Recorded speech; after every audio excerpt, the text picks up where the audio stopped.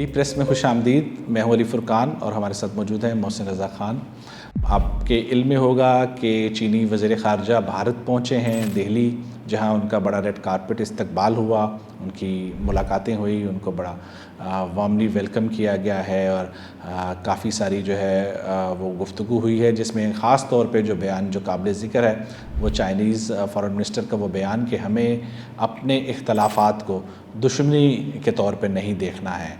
मोहसिन साहब, ये बयान कितना अहम है, क्योंकि इस दौरे को देखा जा रहा है कि अमेरिका ने भारत को नज़रअंदाज कर दिया है, जिसकी वजह से भारत और चीन जो है वो आपस में करीब जो है वो अब हो रहे हैं। तो ये अच्छी बात है कि अगर भारत को अकल आ जाए और वो ये समझ ले कि इस खिते में रहने के लिए उसे अपने हमसायों के साथ अच्छे ताल्लुकात रखने होंगे। हमने देखा है कि भारत के अपने किसी भी हमसाया मुल्क से अच्छे ताल्लुकात नहीं हैं, ख़्वाह वो चाइना है, पाकिस्तान है, बांग्लादेश है, श्रीलंका है, इवन के नेपाल है। तो ये भी तो उनकी अपनी ख्वाहिश नहीं ना। ये तो अमेरिका से चूँकि उन्हें थप्पड़ रसीद हुए तो ये दौड़ते दौड़ते जो है मास्को पहुँचे और फिर जयशंकर साहब जो है वो बीजिंग पहुँच गए। वहाँ जाके उन्होंने दावत दी कि आप आइए पहले, इससे क्योंकि SCO की मीटिंग भी होने जा रही है इस माह के आखिर में। हाँ, लगता है कि उसमें सारे हेड ऑफ स्टेट आएंगे, तो मोदी साहब की शहबाज शरीफ से भी मुलाकात मतरोक है। मार खाने के बाद क्या मुराद है? मतलब मुलाकात तो यकीनी तौर पे होगी। इंडियन मीडिया बता रहा है कि मोदी शिरकत करेंगे SCO समिट में। नहीं, तो एक टेबल पे ही होंगे वहाँ पे? नहीं, मुलाकात की भी कोशिश की जा रही है। आप बाज़ाब्ता साइडलाइन मुलाकात की बात कर रहे हैं? जी हाँ। तो ये चाइना की ख्वाहिश है, ये इंडिया की ख्वाहिश है या पाकिस्तान की ख्वाहिश है? देखें, जिस तरह चाइना ने आपके अफगानिस्तान के साथ जो ताल्लुकात थे उसको ठीक कराने में अहम किरदार अदा किया है।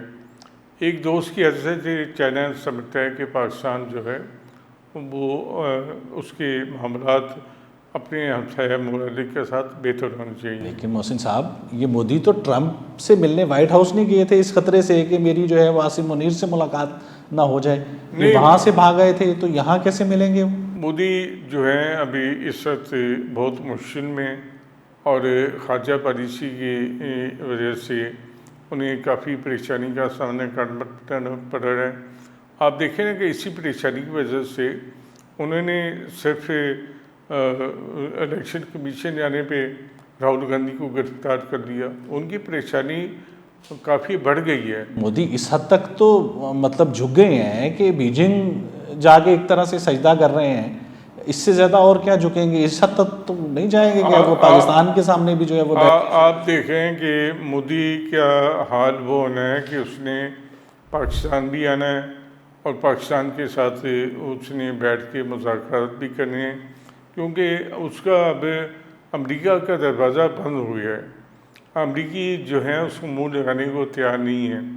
और मेरा ख्याल है कि अमेरिका में तो वो जहाँ वो थे स्ट्रेटेजिक पार्टनर, अब उन्हें नेशनल सिक्योरिटी थ्रेट के तौर पे इंडिया को देखा जा रहा है, पोर्ट्रे किया जा रहा है। जी, अपने देखें, इसमें ये काफ़ी अर्से से काम चल रहा है और इंडिया की रेलेवेंस जो थी वो पूरी दुनिया के सामने इस जो थी वो थी, लेकिन इंडिया ने जब अपने पाँव फैलाने शुरू किए तो दुनिया ने उसके पाँव काटना शुरू कर दिए।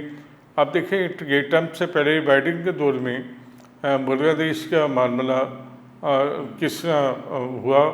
और बांग्लादेश भारत के हाथ से जो है वो पूरी इंडिया की इन्वेस्टमेंट जो थी बांग्लादेश में वो ख़त्म हो गई। तो अब बीजिंग में क्या होने जा रहा है?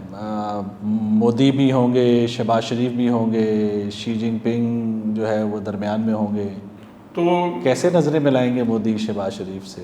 देखें, शहबाज शरीफ से नज़र मिलाना इतनी बड़ी बात नहीं है। वो कैसे शीपिंग के पास जा रहे हैं, वो नहीं उन्हें पता कि चाइना ने पाकिस्तान की मदद की थी ऑपरेशन बनियानुल मसूस में, और जो इंडिया की शिकस्त हुई है उसमें अगर हमारे एयरफोर्स के जवानों ने, पायलट्स ने अहम किरदार अदा किया है, तो उसके अलावा चाइना के हथियार भी शामिल थे जिसकी वजह से आज दुनिया भर में इंडिया जो है वो ये तो खुद इंडियंस कहते हैं कि हमने 2 फ्रंट वॉर जो है वो लड़ी है, चाइना पाकिस्तान, बल्कि वो कुछ लोग तो उसको 3 फ्रंट वॉर भी कह देते हैं, जिसमें तुर्की को भी शामिल कर देते हैं।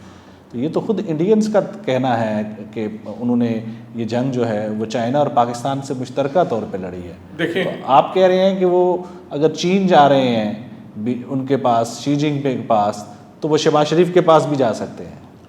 देखें, इस वक्त इंडिया जो है जिसकी कोशिश थी कि पाकिस्तान को आलमी तौर पर तन्हाई का शिकार किया जाए, वो खुद तन्हाई का शिकार हो गया। और अभी ये सूरत हाल बनी है कि आपको जंग में जैसे कि इंडियंस कहते हैं और पूरी दुनिया ने देखा कि पाकिस्तान के साथ चाइना, तुर्की, अज़रबैजान खड़े थे, जबकि इंडिया के साथ नेपाल और भूटान नहीं खड़े हुए। तो ये इस हद तक नीचे उनकी खर्जा पॉलिसी की चली गई है कि लेकिन अभी लाल किला भी जो उन्होंने तकरीर की है 15 अगस्त की, मोदी ने, उसमें तो उन्होंने कहा है कि वो कोई न्यूक्लियर ब्लैकमेलिंग नहीं मानेंगे। नहीं, तो कोई ब्लैकमेल तो नहीं कर रहा। अगर उन्हें ये कहा गया है कि अगर उन्होंने बदमाशी को कोशिश की तो फिर उनको उसका पूरा जवाब दिया जाएगा। कोई पाकिस्तान भी जो है न्यूक्लियर को के मामले में कोई ऐसी बात नहीं कर तो रहा। ये लाल किला तकरीर में मुझे कोई ऐसी चीज़ तो नज़र नहीं आई कि वो मोदी कोई इस तरफ, पाकिस्तान की तरफ, गुफ्तगू की तरफ आने को आमादा है, ऐसा कोई उन्होंने सिग्नल नहीं दिया। आप कह रहे हैं कि उनकी मुलाकात हो सकती है साइड लाइन पे। देखें, सिग्नल तो देना बड़ा मुश्किल है, लेकिन कोशिशें जारी हैं इस मुलाकात के लिए। देखें, अगर उन पे दबाव ज़्यादा बढ़ेगा तो यकीनन उनकी शहबाज शरीफ से चाइना में मुलाकात होगी। बहुत शुक्रिया मोहसिन साहब, हमने बात की कि पाकिस्तान इंडिया के ताल्लुकात के ऊपर ये जो चाइना का किरदार है वो क्या हो सकता है, ख़ास तौर पे SCO समिट जहाँ पे शहबाज शरीफ भी होंगे, नरेंद्र मोदी भी होंगे और प्रेसिडेंट शी भी होंगे।